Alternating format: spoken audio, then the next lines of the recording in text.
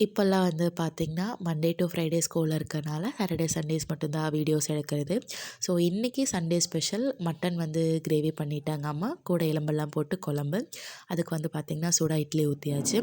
இன்றைக்கி ஆஃப்டர்நூன் வந்து பார்த்திங்கன்னா, கொஞ்சம் ஹெல்த்தியாக பண்ணலான்னு சொல்லிட்டு, ராகி வந்து யூஸ் பண்ணிவிட்டு அம்மா மாவாட்டி வச்சுருந்தாங்க. ஸோ, குக்கிங் மார்னிங் பண்ணும்போதே அதெல்லாம் சைடில் வந்து அப்படி பண்ணிவிட்டு, ஒரு ஆஃப்டர்நூனுக்கு மேலே வேலையெல்லாம் முடிச்சாச்சு.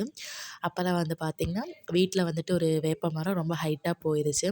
இப்போது ரொம்ப மழை சீசனுங்கிறனால வேஸ்ட் வந்து நிறைய விழுகுது. ஸோ, பக்கத்து வீட்டிலும் வந்து பார்த்திங்கன்னா சொல்லியிருந்தாங்க.